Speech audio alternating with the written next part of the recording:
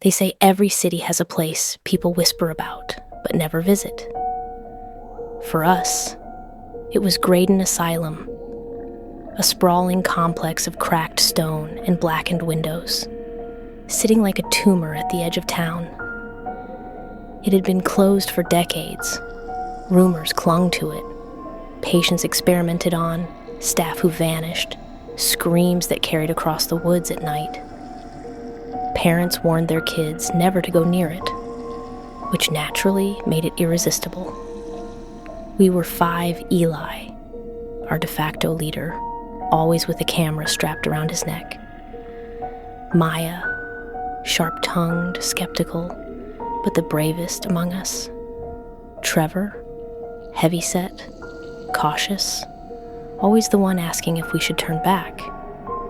Jess, quiet, artistic, drawn to ruins like they were art exhibits. Me, Ryan, holding the flashlight, narrating everything in my head, even though I pretended not to be terrified. That October night, the air had a bite to it. The trees leaned close as if they wanted to see what we were about to do. "Looks like something out of Silent Hill," Trevor muttered when the asylum finally came into view. The front gates hung loose on rusted hinges. Eli pushed them open with a creak so loud it seemed to echo for miles. "No alarms," he said, grinning at his camera. "We're good." Good wasn't the word I'd use. Inside the grounds, weeds pushed through cracked pavement. The main building loomed ahead, 3 stories tall, its roof caved in on one side. Windows were black, reflecting nothing. The sign over the entrance read, "Graydon State Lunatic Asylum." The word lunatic had been half scratched out, but it still glared at us like a curse. "Okay," Eli said, rallying us. "Plan is, we sweep the first floor, film everything, then we'll split up." "Split up?" Trevor interrupted. "Seriously? That's how we get killed in every horror movie ever." Maya smirked. "Maybe that's the point." I laughed weakly. The door gave way with surprising ease, like it wanted us inside. The smell hit it first.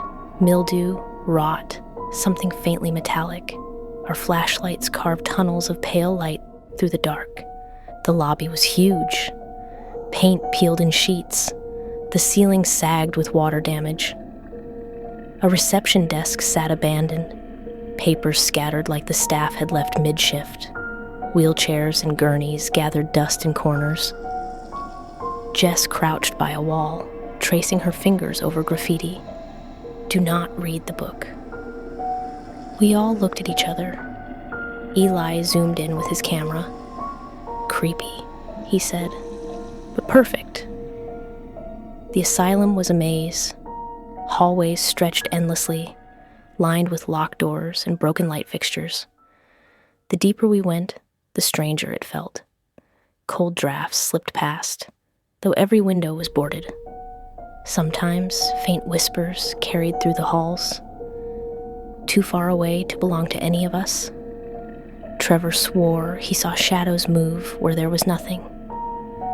At one point, Maya found a patient file on the ground, warped with water.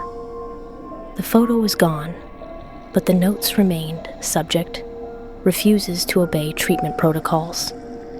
Symptoms escalate when exposed to mirrors. Staff instructed to restrain at all times. "Jesus," she muttered, tossing it aside. We pushed on, guided by adrenaline and Eli's insistence we'd hit viral gold. That's when Jess stopped in front of a heavy iron door at the end of a hallway.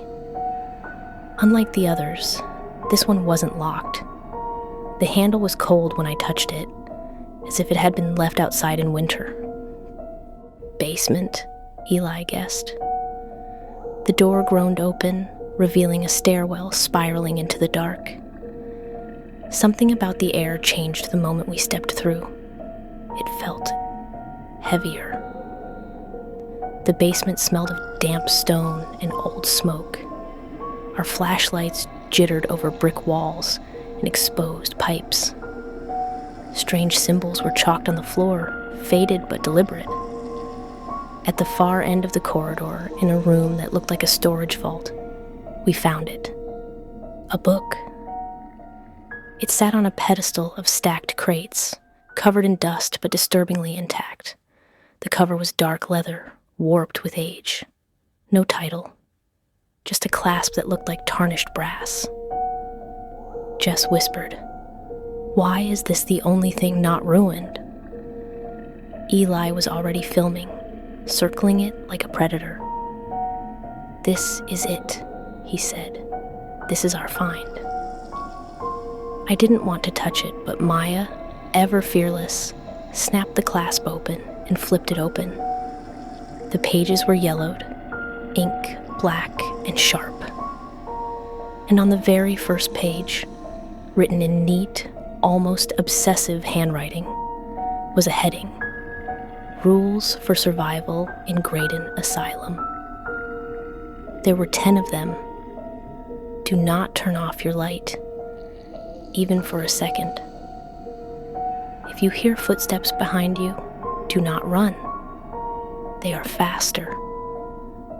Should you see a woman in white, do not speak to her. Do not acknowledge her. If you find yourself alone, return to the group immediately. You are not alone. Avoid mirrors. They do not show you. At midnight, the orderlies walk the halls. Hide. Do not let them see you. Should the book be closed, do not open it again. Never enter room 6A. When you hear the siren, kneel and cover your eyes until it passes. Leave before dawn, or stay forever. The air seemed to thicken as Maya read them aloud. Trevor's face went pale. "Tell me this is a joke." "It's part of the asylum's history," Eli said, though his voice was tight. "Like patient rules or dash dash." "Patient rules don't say shit like that," Maya snapped. I couldn't look away from the page. The handwriting seemed too deliberate, too recent, like it had been waiting for us. Jess whispered, "What if it's true?" We laughed nervously, but no one really dismissed it. Then, somewhere in the dark hall behind us, a sound echoed. Footsteps. Slow, deliberate, coming closer. We froze. Trevor hissed, "Tell me that's one of you." But we were all there. No one was missing. And the book's second rule burned in my head. If you hear footsteps behind you, do not run. They are faster. We killed our flashlights for a split second to test if it was an echo. And instantly, something moved in the dark. Shapes, too tall, too bent, loomed at the edge of the beam when I flicked my light back on. But the second the light hit them, they melted into the shadows, gone. Trevor swore under his breath, fumbling for the stairs. We shouldn't be here. We shouldn't be. But the stairwell door had shut. And this time, when Eli tried it, it wouldn't open. We gathered around the book again, desperate for some explanation. Jess pointed out something none of us had noticed. At the bottom of the page, in faint red ink, was a line we hadn't seen before. "You found the book. The rules are binding." We all stared at it in silence.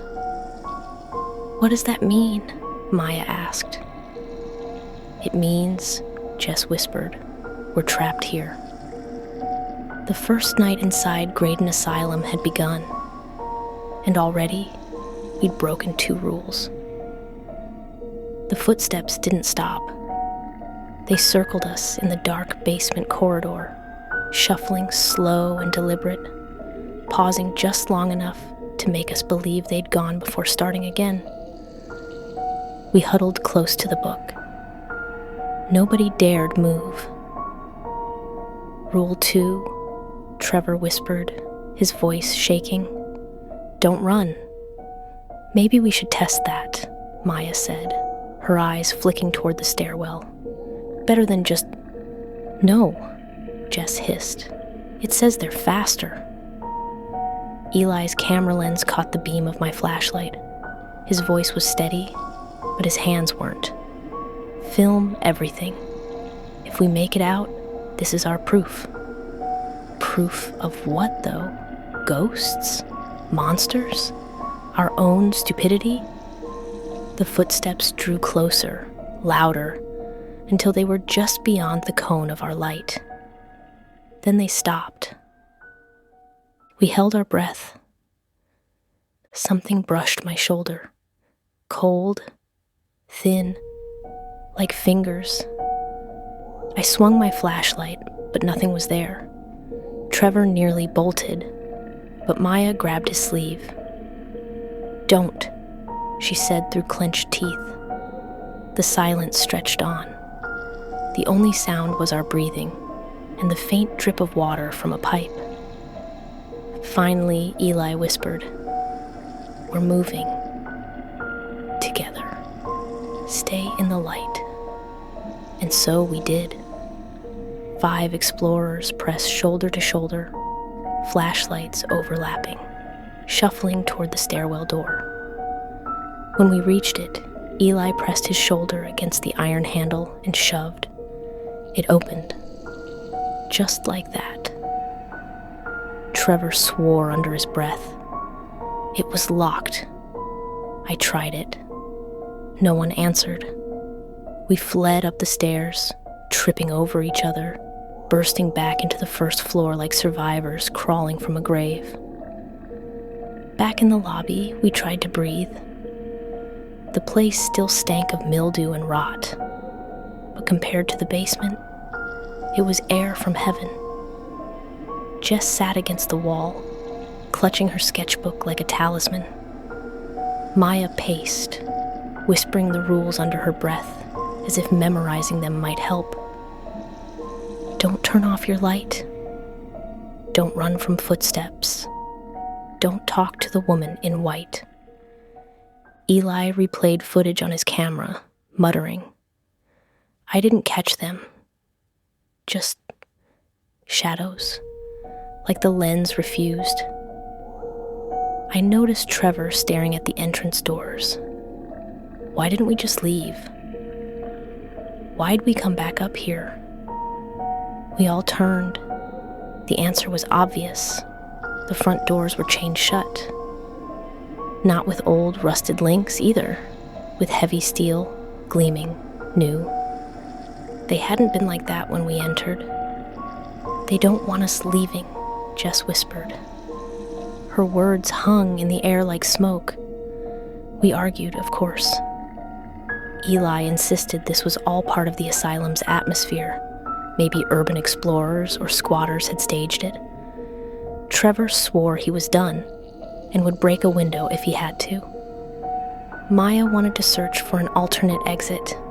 Jess said we needed to keep following the rules. And me, I just wanted to survive. Rule 10, Jess reminded us. It says leave before dawn. Eli frowned. And if we can't? No one had an answer. We decided to stick together and sweep the first floor for another exit. The asylum had a way of swallowing sound. Our flashlights showed crumbling wallpaper. Wheelchairs tipped on their sides. Scattered files yellowed with mold.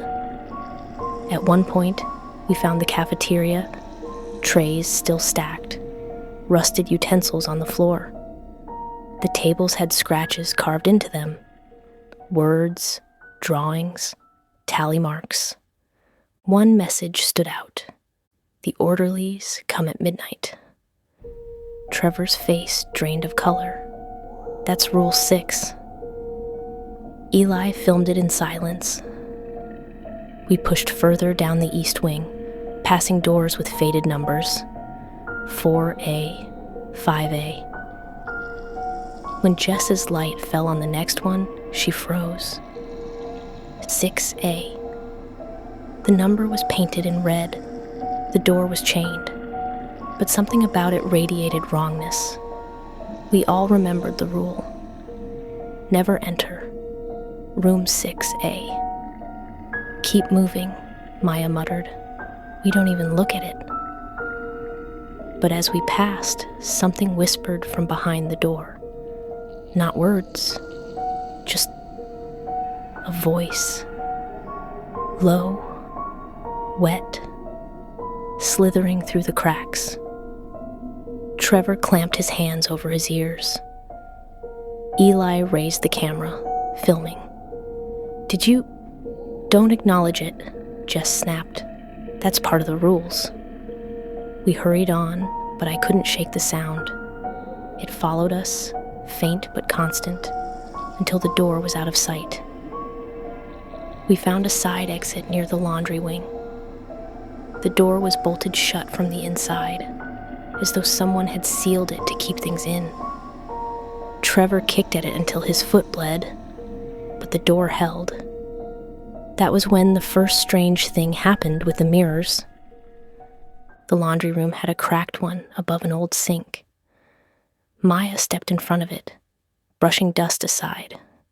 She froze. "Guys," she whispered. We crowded around.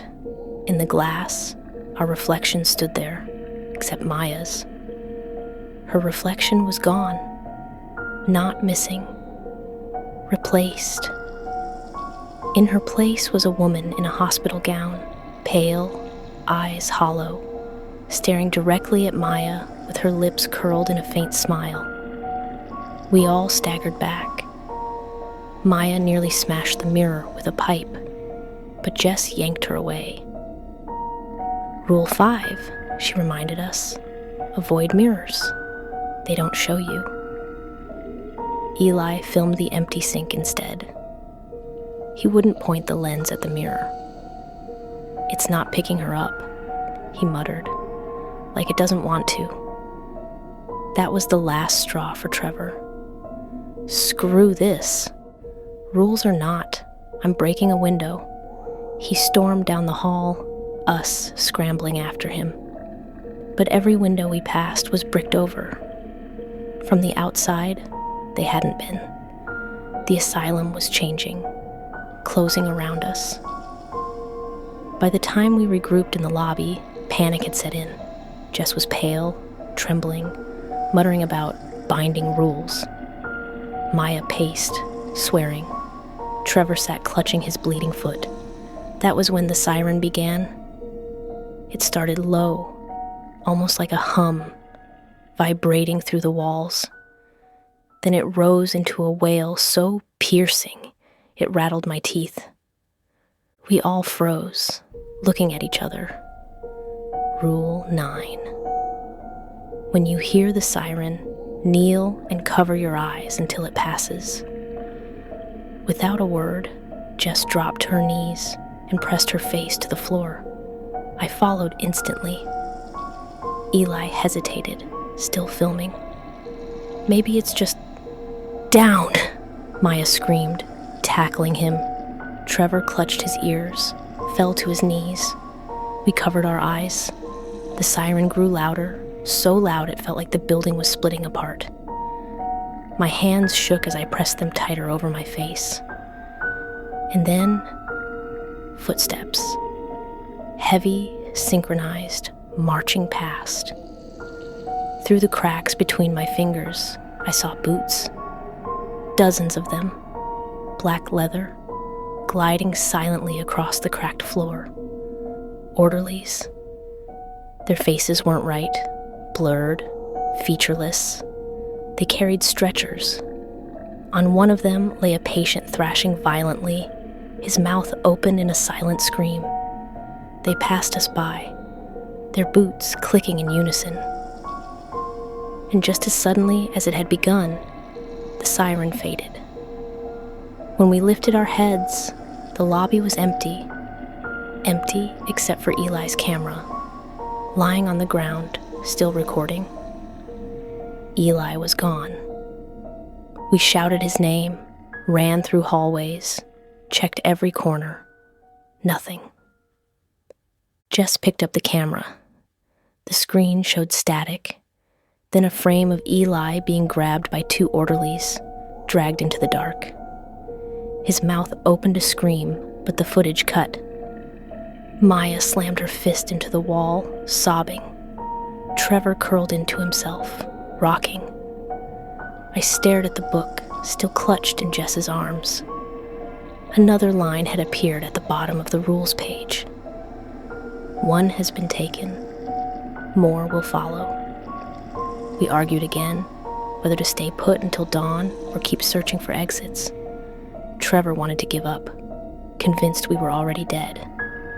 Maya wanted to fight, to burn the place down. Jess only whispered, "The rules. They're the only chance." But no one knew how many rules we'd already broken. The footsteps started again. Slow, deliberate, coming closer. Trevor bolted. "Trevor, don't run," Jess screamed. But he was gone, pounding down the hallway toward the east wing. The rest of us stayed frozen, obeying. The footsteps circled, passed us by, and faded. Minutes later, we found Trevor. At least what was left of him. He was standing in front of room 6A, body rigid, eyes wide. His mouth was stretched into a smile too wide for his face, lips cracked and bleeding. He was holding the chains to the door, pulling them loose. "Trevor," Maya whispered. He turned his head toward us. His eyes were gone, just empty sockets, black and dripping. Then he pulled the final chain free, and the door creaked open. From inside room 6A came a stench so foul it gagged me. And something laughed. We dragged Maya back, all of us screaming. But Trevor stepped into the room willingly, as though answering a call. The door slammed shut behind him. We were 3 now, and the book had changed again. 2 have been taken, obey the rules, or join them. That was when Jess broke. She tore pages from her sketchbook, scribbling the rules over and over, as though rewriting them might make them less real. Maya sat against the wall, shaking, whispering curses. I stared at the book, wondering if dawn would ever come, wondering if we'd make it that far. And then, from the far end of the hall, a figure appeared, a woman. She wore white, a gown stained at the hem, her hair falling in the tangled sheets. She walked slowly, barefoot, her head tilted as if listening for us. Rule 3 blared in my skull. Should you see a woman in white, do not speak to her. Do not acknowledge her. But Maya stood. "Hey!" she screamed, her grief turning to rage. "What did you do to them?" The woman stopped, and slowly, very slowly, she smiled. The woman's smile didn't move her lips so much as stretch them, like invisible strings were pulling her face into a shape it wasn't made for. Maya froze mid-shout. Her fists clenched, but her body wouldn't obey. Her chest rose and fell in shallow, terrified gasps. Jess grabbed my sleeve. "Don't look at her." But it was too late. We already had. The woman's bare feet whispered across the cracked tiles as she drifted toward us. Her head twitched, jerking to the side. Her eyes, no, not eyes. Sockets, empty and weeping, with black fluid, just like Trevor's. Maya trembled. Her voice was almost gone. What do you want?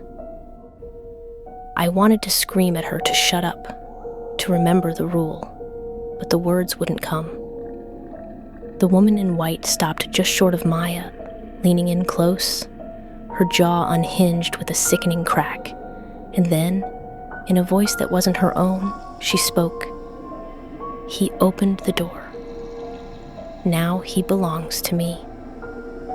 Maya's body went rigid. Her pupils rolled back until only the whites showed. She collapsed, convulsing, foam bubbling at her lips. Jess screamed, clutching her sketchbook to her chest. I dropped to my knees beside Maya, shaking her. Breathe! Come on, breathe! The woman in white tilted her head like a curious animal. Then she began to back away, step by step, until she melted into the dark hall and was gone. Maya gasped, jerking upright. Her face was pale, her lips purple. She whispered one word over and over, her voice hollow. Dawn. Dawn. Dawn. We dragged her to the lobby, propping her against the wall. Jess checked her pulse with trembling fingers. She's alive. Barely. I paced, panic gnawing at my insides.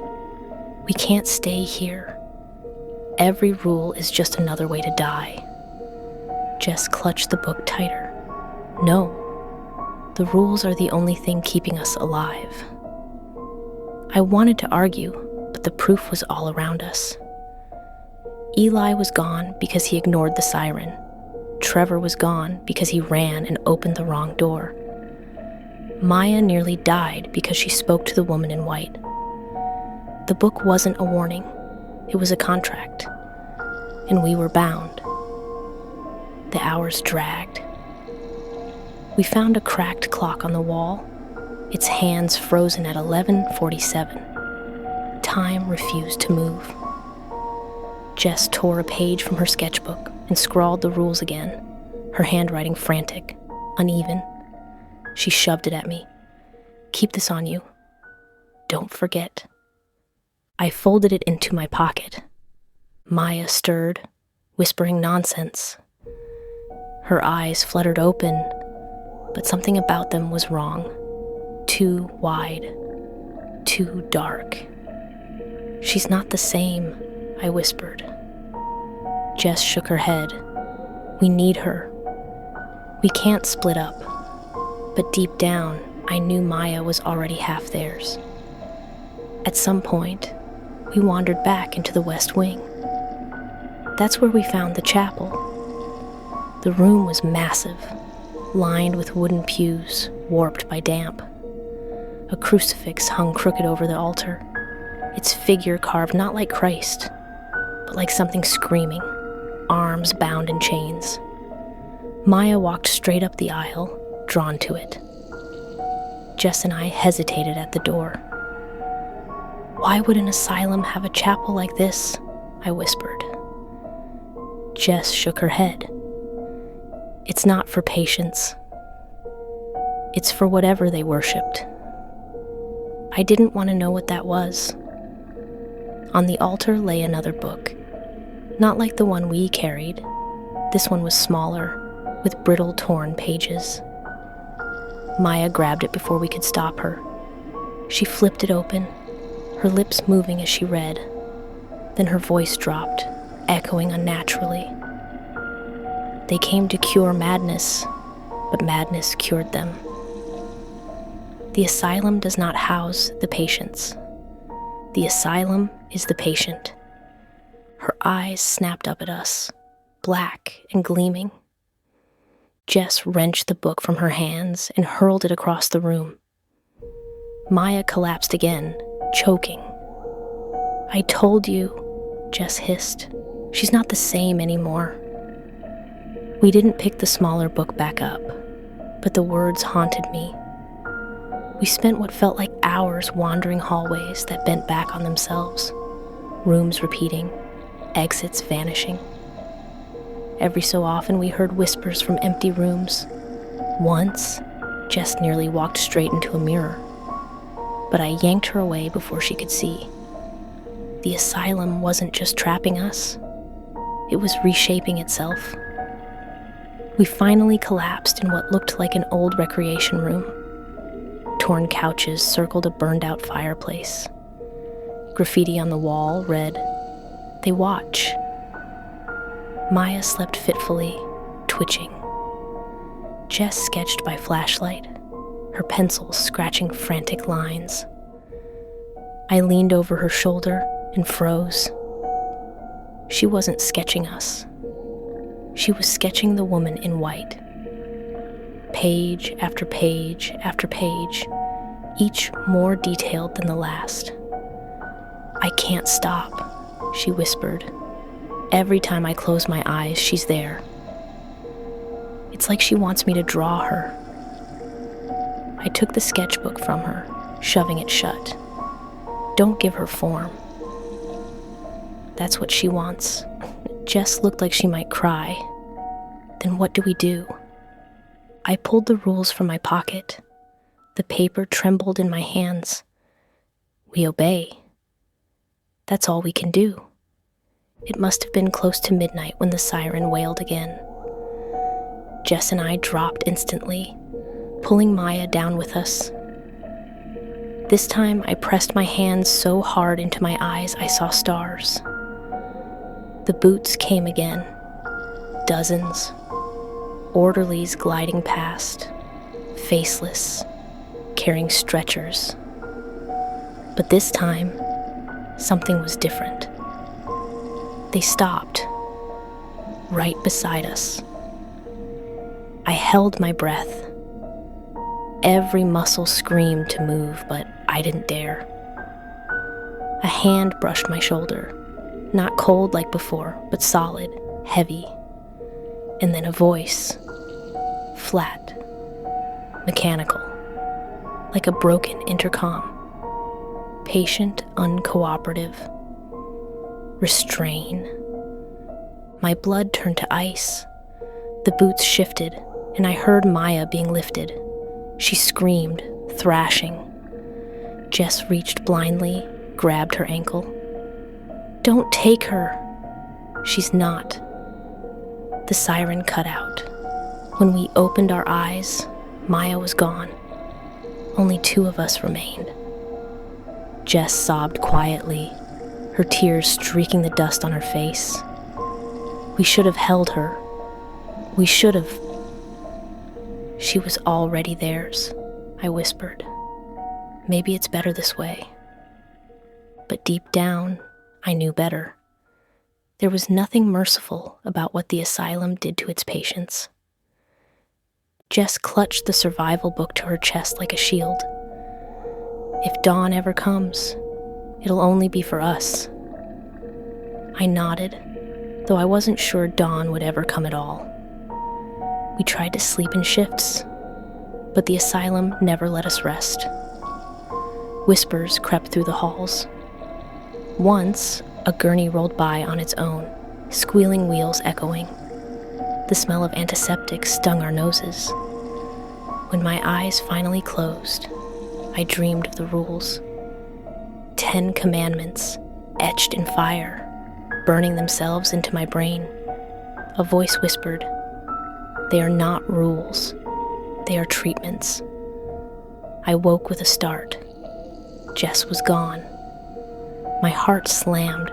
I scrambled up, searching. Jess? The recreation room was empty. The only thing left behind was her sketchbook, lying open on the couch. I picked it up. The last page she'd drawn was of herself, hanging from chains, her mouth sewn shut. The panic nearly killed me. I staggered through the halls, calling her name despite knowing it broke the first rule of survival. Never acknowledge.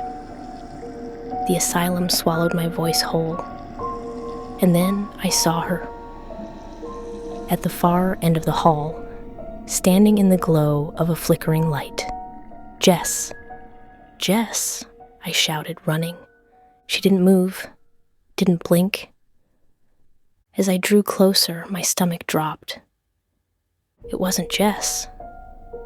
It was her reflection, painted on the glass of a cracked door. And standing behind her, in the reflection only, was the woman in white. I backed away slowly, refusing to look again. My hands shook as I unfolded the rules from my pocket. Only one line had been added this time. "You are the last." The asylum groaned like a living thing, walls shuddering. The whispers grew louder, overlapping, a chorus of patients and doctors and things that weren't either. The air reeked of blood and smoke. Doors slammed open and shut on their own. Wheelchairs rolled in circles. The crucifix from the chapel dragged itself down the hall, nails screeching across tile. I clutched the book, whispering the rules like a prayer. Don't turn off your light. Don't run from footsteps. Don't talk to the woman in white. But the truth hit me like a hammer. The rules weren't written to help us survive. They were written to make us play along, to keep us inside until dawn. And dawn might never come. At the end of the hallway, the basement door creaked open. Cold air rushed out. Something called to me from below. Not words, just need. And deep in my chest, something whispered back, "You've obeyed long enough. Break the rules." I tightened my grip on the book and took the first step down. The further we moved through Ashthorne, the less the building felt like a ruin and more like a trap that had been waiting for us to stumble inside. The silence was no longer empty. It pressed against our ears, so complete that even the sound of our own breathing felt like an intrusion. And somewhere deep within, the air carried faint whispers, as though the walls themselves remembered everything that had been said in them and were rehearsing those memories over and over. We were following Rule 7. Do not trust the voices as best we could. But when a voice called your name, said just right, it was hard not to flinch toward it. Keep your eyes on the floor, I whispered to Mia. If you don't look, you don't listen. Ethan was quiet, head down, walking with shoulders hunched. His earlier defiance had drained into a nervous silence. Lucas still carried the book, clutched to his chest, as though it were the only thing keeping him anchored to reality. We passed a series of patient rooms. Their doors hung half off hinges, their walls scarred with words scratched by fingernails, broken utensils, or something sharper. I paused at one, tracing the groove of the writing with my flashlight. We are still here. The words repeated, filling the entire wall from top to bottom. Different handwriting each time. Some neat, some desperate, some written in thick, dripping lines of what might once have been blood. Jesus, Mia whispered. How long did it take them to write all this? Years, Lucas said flatly. Years they were left to rot in here. The whispers grew louder in this hallway, almost like they knew we had discovered their records. They slithered between the cracks in the walls, brushing across the back of my neck. One of them said my name, clear as day. Aaron. I froze. Don't, Lucas hissed. That's exactly what they want. Rule 7. Keep moving. But the voice wasn't hostile. It was pleading. Aaron, help me. My feet dragged, every instinct urging me to look, to turn my head toward the source, to find whoever was begging for me. I clenched my fists so tight my nails dug into my palms and forced myself forward, repeating the rule in my head like a chant. Do not trust the voices. Do not trust the voices. At the end of the hall, we found another door, this one locked with a heavy, rusted padlock. Faded lettering above it read, Archive. Restricted. Lucas's eyes flicked to me. This has to be where they kept the files. Ethan rattled the door, and it's locked. Of course it is. Mia bent down, peering at the padlock. I can pick it. You? I asked. She gave a faint smirk. YouTube tutorials. Besides, my brother used to mess with locks. Guess I paid attention. She pulled a hairpin from her jacket and crouched low, working it into the lock. The whispers grew louder, swarming us like flies. One by one, they started repeating her name. Mia, Mia, Mia. Shut up, she muttered, focusing harder. Her hands trembled. Lucas leaned close. Rule 4. Do not open locked doors without offering something in return. Remember? Mia paused. Offer something? Like what? Before anyone could answer, the padlock clicked and fell open. The voices fell silent. We exchanged uneasy glances.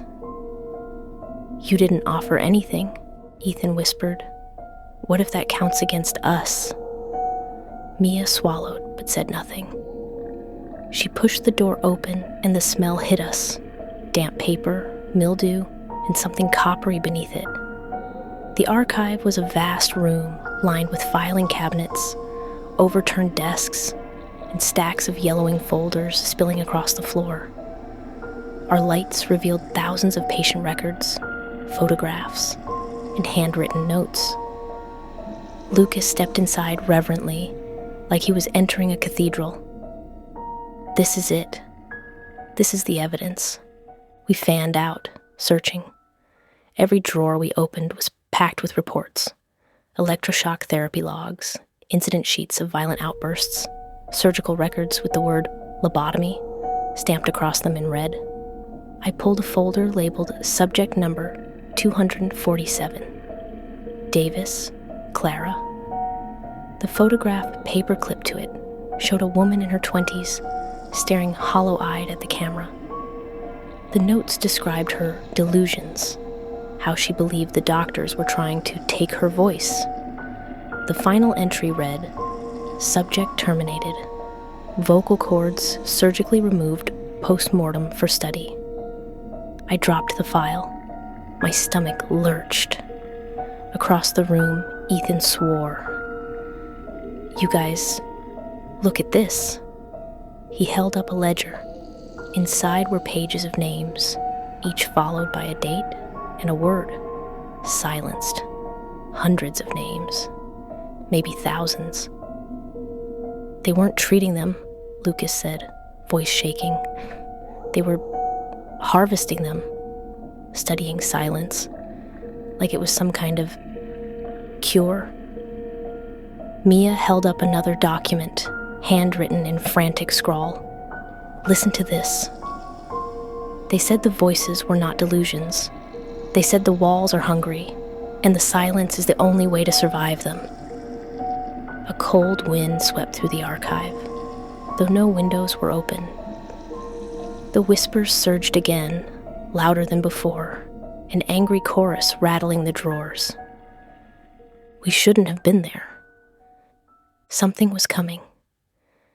Then Ethan froze, staring at the far end of the room. What the hell is that? He whispered. I followed his gaze. In the corner, half hidden in shadow, stood a figure. Pale, gaunt, a hospital gown hanging off its skeletal frame. Its mouth was sewn shut with thick black stitches, but its chest heaved as though it were trying desperately to scream. It raised one trembling hand and pointed directly at us. Mia dropped the folder she was holding. The sound echoed like a gunshot. The figure lurched forward. "Run!" Lucas hissed.